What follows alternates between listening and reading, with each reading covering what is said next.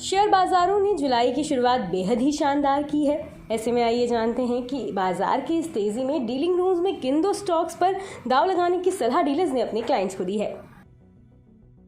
बाजार हाई पे हाई लगाता हुआ दिखाई दिया। सेंसेक्स 65,000 के पार निकला। निफ्टी 19,300 के लेवल से आगे बढ़ गया। बाजार में सरकारी बैंक, एनबीएफसीज, मेटल, एनर्जी और फार्मा शेयरों में अच्छी खरीदारी देखने को मिली। बीएसई के शेयर में धुआंधार तेजी नजर आई। बाय बैक पर 6 जुलाई को कंपनी के बोर्ड की बैठक होगी। इस खबर के फैलने के बाद बीएसई का शेयर 8% तक उछल गया। ऐसे में बाजार में डीलिंग रूम्स में किन दो स्टॉक्स में सबसे ज्यादा हलचल देखने को मिली, आइए जानते हैं। सिप्ला, इस फार्मा स्टॉक पर डीलर्स बियरिश नजर आए। डीलर्स ने सिप्ला के शेयरों में बिकवाली करने की राय अपने क्लाइंट्स को दी।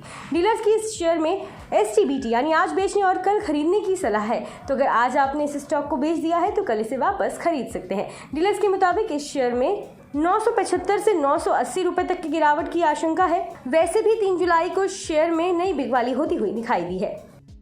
सिटी यूनियन बैंक, दूसरे स्टॉक के तौर पर डीलर्स ने बैंकिंग स्टॉक पर दांव चला है। सिटी यूनियन बैंक के शेयर में डीलर्स ने खरीदारी की राय अपने क्लाइंट्स को दी। डीलर्स का कहना है कि 3 जुलाई को इस शेयर में एचएनआईज ने खरीदारी की है। डीलर्स का मानना है कि इस स्टॉक में आने वाले कुछ दिनों में तेजी दिखेगी। डीलर्स के मुताबिक इस शेयर में 132 से 135 रुपए के पोजिशनल लक्ष्य देखने को मिल सकते हैं। बता दें कि सीएनबीसी आवाज पर हर दिन एक खास शो कमाई का अड्डा में एक खास सेगमेंट डीलिंग रूम चेक पेश किया जाता है, जिसमें यतिन मोहता सूत्रों के द्वारा ब्रोकरेज हाउस के डीलिंग रूम से ये जानकारी हासिल करते हैं कि आज किन दो स्टॉक्स में ब्रोकरेज ने अपने क्लाइंट्स को सबसे ज्यादा ट्रेड लेने की सलाह दी। डीलर्स ने आज कौन से शेयर खरीदे और बेचे हैं और आज के टॉप ट्रेडिंग आइडियाज क्या है। इसके साथ ही किस वजह से डीलिंग रूम में इन स्टॉक्स पर दांव लगा है या किस स्टॉक में आने वाले दिनों में कितने रुपए तक और तेजी नजर आ सकती है। बता दें कि यहाँ मुहैया जानकारी सिर्फ सूचना ही तो दी जा रही है। मार्केट में निवेश बाजार जोखिमों के अधीन है। निवेशक के तौर पर पैसा लगाने से पहले हमेशा एक्सपर्ट से सलाह लें। मनी कंट्रोल की तरफ से किसी को भी पैसा लगाने की यहाँ कभी भी सलाह नहीं दी जाती है।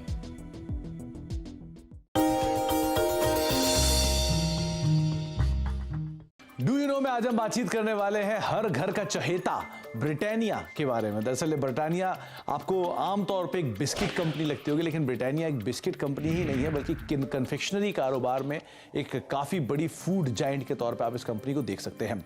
इस कंपनी की शुरुआत 130 साल पहले हुई थी और करीब 295 रुपए में उस समय पर इस कंपनी की शुरुआत की गई थी। सेंट्रल कोलकाता के एक छोटे से घर में इसकी शुरुआत हुई थी और वहाँ से धीरे धीरे एक्सपैंड करते करते आज इतना बड़ा स्केल आप ब्रिटानिया का देख रहे हैं।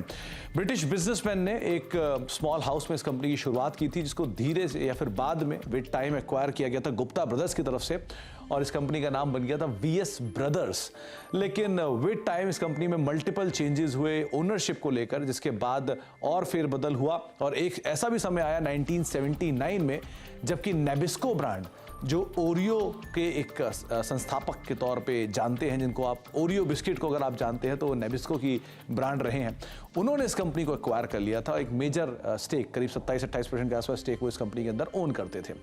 लेकिन जो एग्जिस्टिंग प्रमोटर है वाडिया ग्रुप ने, उन्होंने करीब 1990 में इस कंपनी को एक्वायर किया।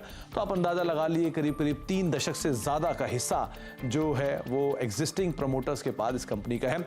इसके अलावा एक और इंटरेस्टिंग फैक्ट ये भी है कि वर्ल्ड वॉर 2 जब हुआ था तो इस कंपनी को एक ऑफिशियल पार्टनर के तौर पर चुना गया था। जो ये कंपनी जो सैनिक थे उनको फूड बिस्किट्स प्रोवाइड कराती थी, जो कि उनके आगे के लिए कामकाज करते थे। तो एक बड़ा इंटरेस्टिंग फैक्ट ये भी है कि आर्मी को भी ये कंपनी सप्लाई करती थी वर्ल्ड वॉर 2 के अंदर।